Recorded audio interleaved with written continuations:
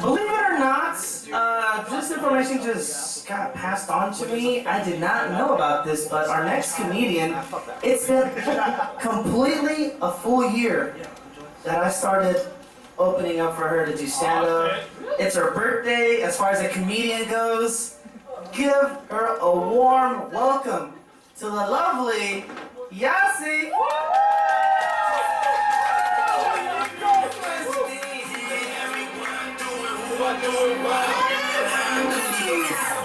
It's my boyfriend. Yeah, can you believe that it's been an entire year of doing bad jokes? Thank you. By the way, Taylor, you should lay off the drugs.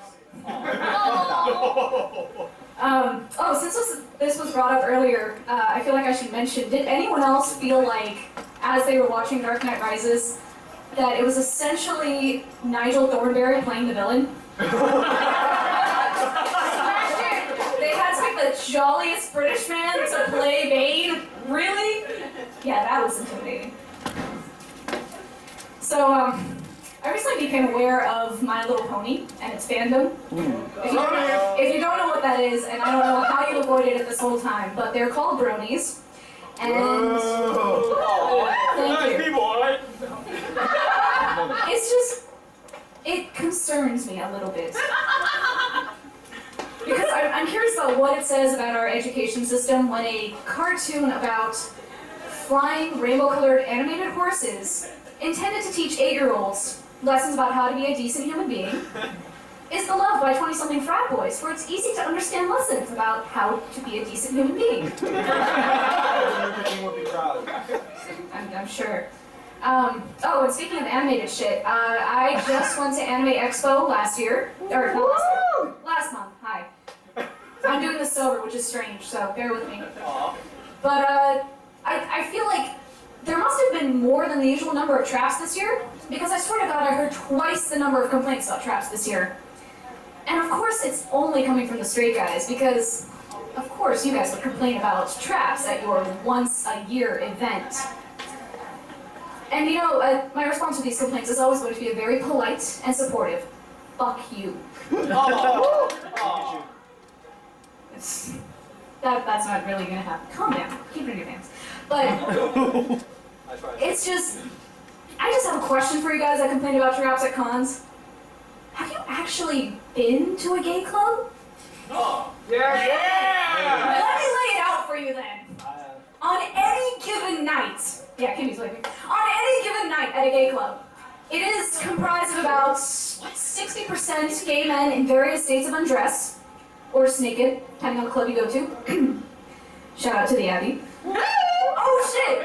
Just recognized Matt in the back waving like an idiot, showing up late as usual. So anyway, gay clubs, 60% half-naked gay men, another, 10% straight girls trying to avoid getting hit on, 5% straight guys trying to hit on those unsuspecting gay girls, or straight girls, either one, 2% straight girls who go to gay clubs to hit on straight guys who go to find unsuspecting straight girls. Just keep up with me for a second. Another, let's say, what are we at, 80% or something? 15% dykes in Dickies, full long like vests and beanies, despite it being like 1,000 degrees inside the club. That's my favorite. And then that remaining 3%, which intentionally just defies all classification because fuck your sex drive, that's why. Woo! Fuck you. Yeah, this is terrible. Also, I'm a little bit jet lagged from, I just came back from New York a few days ago. That's actually a half lie. I flew to New York, I stayed in Connecticut for a few days, and I've learned that Connecticut is made up of 3 things. Trees, white people, and bobcats. Who knew? I don't want to go back there. Speaking of gay clubs, I realized I'm still really bad at hitting on women. It's... Yeah. Taylor, stop. I'm pretty good, alright? I know it sounds bad, but Taylor, stop. I'll believe it when I see it. Oh. Sorry, Taylor. I know. Heartbroken. But, coming out is just one part of the process. That's the problem. It's not like you come out and you automatically get like insane lady killing abilities. I wish. It might have something to do with the fact that like I was a really, really awkward kid growing up. And here's the big secret. Awkward kids don't grow up to be cool adults. They just become awkward adults. But we find ways to hide it, you know, like some of you may be able to relate to this, and I think someone mentioned it earlier, but you start to cope with it by developing different personas. So maybe like around your friends, or at least around my friends, I'm the quirky, artistic, kooky one, and... You are? Oh, I'm wearing plaid pants and a Star Wars shirt. What the fuck do you think? Woo! Awkward hipster lady. Close. That's at the gay club. You figured out one. Hello there, Sarah. Well, like walking down the street, it's the, you know, hot chick with a little strut in her stride persona, or, you know, at Starbucks, it's the clever, or speaking to a barista at Starbucks, it's the clever and witty customer who still manages to get tongue-tied, even though I'm here every week. And, oh, my favorite by far is my work persona. Here's a fun fact. When you start working retail, your voice automatically jumps up 2 octaves. So you cannot help but to greet a customer with, "Hi, how can I help you today?" I call it the Disney Princess on Crack persona. Disgusting. Don't work retail, please. I guarantee nightmares. Oh, on the topic of creepy things. So, did you know that you can get a life-size, fully articulate, customizable silicone mannequin with a usable vagina? Whoa!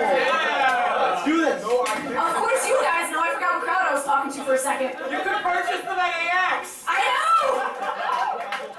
That's the fucked up part! So there are these things called real dolls. And I don't see the appeal. I really don't. Because it's obviously just a placeholder for a sex robot. But we don't have those yet. We have real dolls, and we have Siri. Clearly we need to put Siri inside a real doll. But until then, it's a life-size silicone mannequin. I mean, you still have to carry it around, you have to wash it, you have to dress it, you have to move it yourself. So it's basically like carting a corpse around, and I just answered my own question, didn't I?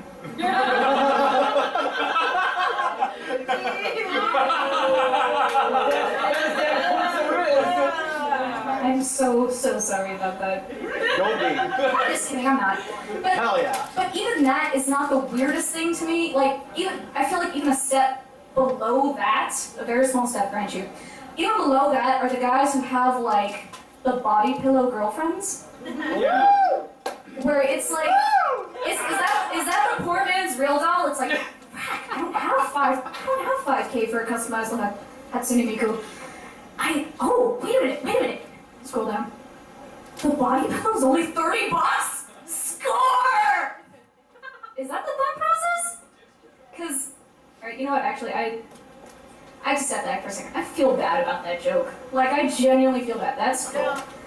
Who am I, guys, to judge someone else's sexual preferences? Like, honestly, who are we to judge? So some guys are attracted to life-size silicone mannequins. Okay, some guys really like animated characters and want to make them their waifu. Some guys really like 2D characters printed on body pillows. Who are we to judge? You know what? This is America, goddammit. Fuck yeah! This is home of the brave, land of the fucking free. A consenting male adult living in his parents' basement and a non-consenting inanimate object should be free to express their love. America!